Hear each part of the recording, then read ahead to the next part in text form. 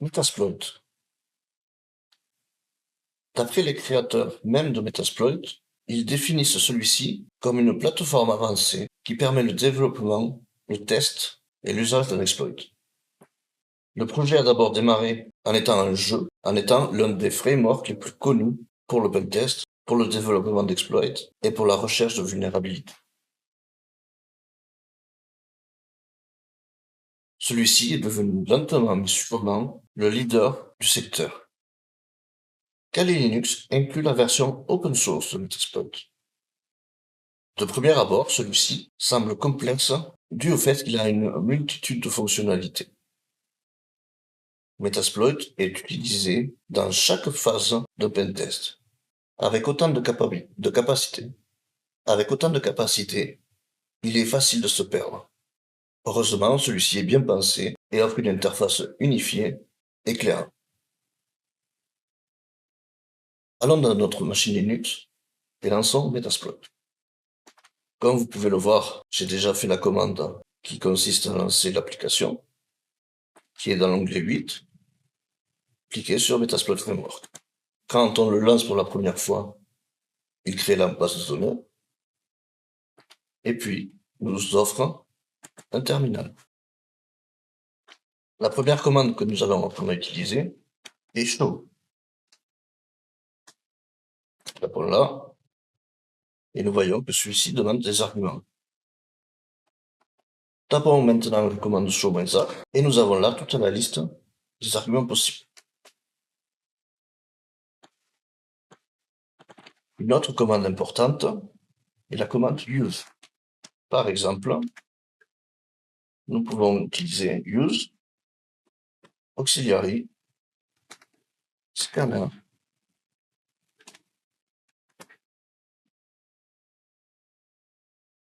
port scan et nous avons par exemple TCP. Si nous voulons revenir en arrière, il suffira de taper la commande back. Une autre commande similaire à back est previous, qui par exemple, si nous étions sur use auxiliary port scan TCP, nous aurions pu choisir sin. Et là, si nous faisons previous, nous retrouvons l'endroit où nous étions auparavant.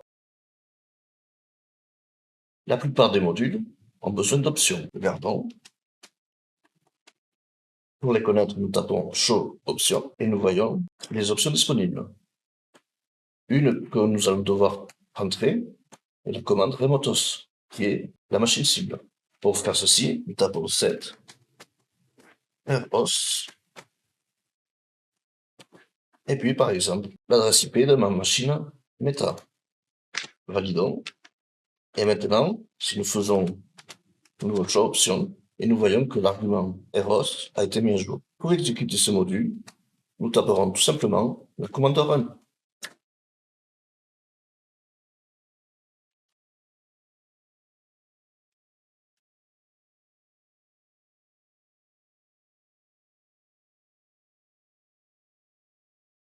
L'une des fonctionnalités intéressantes de Metasploit est qu'il a une base de données. Par exemple, si je tape service, il va m'afficher tous les services que le scan a trouvés. Cette commande a quelques options qui peuvent être utiles pour filtrer la sortie par port, par protocole, par host, par adresse IP, par le nom du service, etc. En plus de ce module de port scan, nous pouvons utiliser directement Nmap. Revenons en arrière et utilisons db nmap. Et nous voyons qu'il a exactement les mêmes options que Nmap. Donc, tapons l'adresse IP de notre machine et faisons par exemple un .sa .pl. Et nous voyons que Metasploit va utiliser Nmap et va récupérer les résultats et va les mettre dans sa base de données. La commande est terminée et nous voyons qu'il a trouvé quelques éléments. Nous avons aussi la commande host qui nous révèle les autres qu'il a trouvés. Imaginons que nous ayons fait un scan de réseau, nous aurions là toutes les machines qu'il aurait trouvées. Nous pouvons filtrer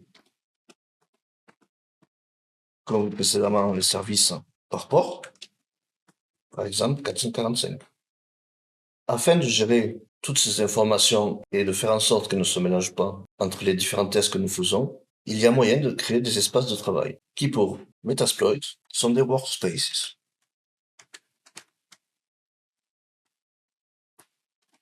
Nous pouvons les lister en tapant la commande workspace et nous voyons que nous sommes dans le défaut.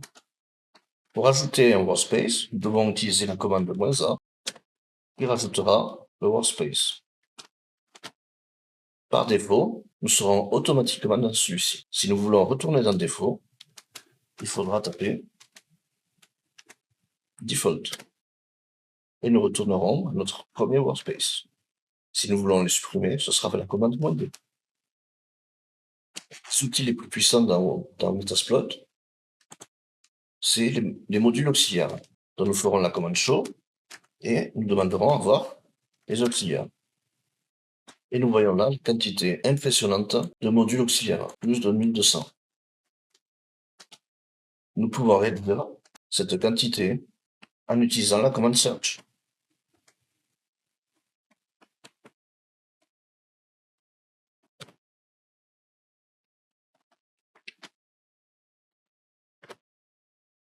Nous voyons comment elle fonctionne. Options, et puis nous avons quelques mots-clés et des exemples. Nous pouvons par exemple chercher tout élément se rapprochant de SMB. Et nous voyons que déjà la liste s'est réduite. Et on peut voir qu'il y a des serveurs SMB disponibles, des scanners.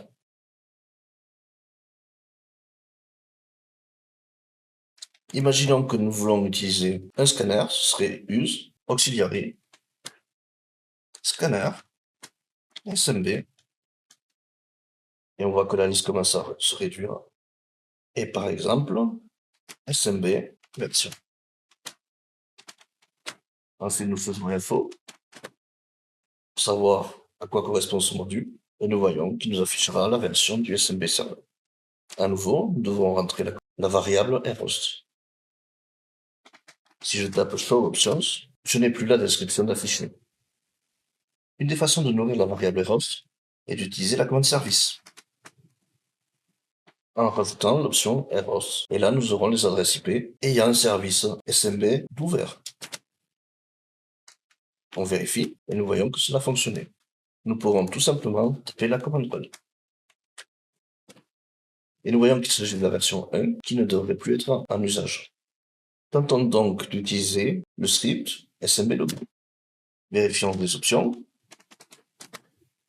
Et nous voyons qu'il faut à nouveau remettre la variable rhost. Si nous voulons travailler uniquement sur une seule adresse et ne plus avoir à taper à chaque fois la même IP, nous pouvons utiliser la commande setg qui, contrairement à set, fera en sorte que ce soit une variable globale.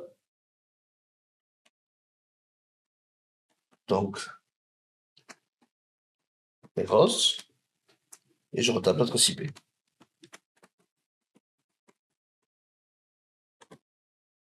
Nous vérifions, et cela a bien marché. Exécutons-le, lançons la commande run.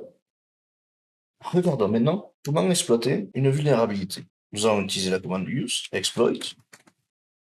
Je sais que ma machine méta a une vulnérabilité Unix IRC Unreal. Nous allons voir les options. Et nous voyons que rhost a été assigné globalement, donc je n'ai plus à le faire. Et je peux directement lancer la commande run. Ah, c'est vrai, je suis bête. Regardons maintenant la liste des payloads disponibles. Pour ce faire, je fais show payloads depuis la racine de MSF. Et je vois que j'ai quasiment 1000 payloads différents. Certains sont chiffrés et pour les machines Windows. À savoir que quand il y a écrit stage, ça veut dire qu'il est envoyé en 2 fois. Donc, au lieu d'envoyer tout le code d'un coup sur la machine cible, il fait d'abord la première attaque qui renvoie un shell chez vous. Et puis la deuxième étape envoie le payload, ce qui peut permettre d'éviter certains antivirus, puisque l'on n'envoie pas tout d'un coup. Une autre possibilité qui s'offre à nous est d'utiliser une vulnérabilité de Tomcat.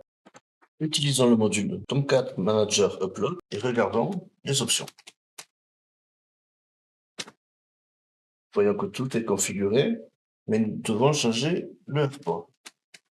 Set RPORT sur la machine Metasploitable, c'est 8009.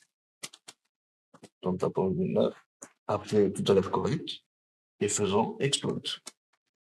Lançons cette commande. Nous voyons que nous avons oublié de désactiver le firmware printing, et profitons-en pour taper, pour mettre le nom d'utilisateur et le mot de passe. Maintenant, relançons avec la commande exploit. Je viens de taper service, et il apparaît que serveur Tomcat, il tourne sur le port 8180. Donc depuis le début, je me trompe. Donc cet airport 81 80. Maintenant lançons exploit.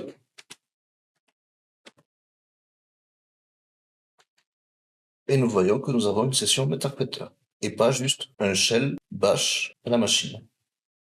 Alors qu'est-ce que cela peut nous apporter de plus? Regardons si nous faisons help.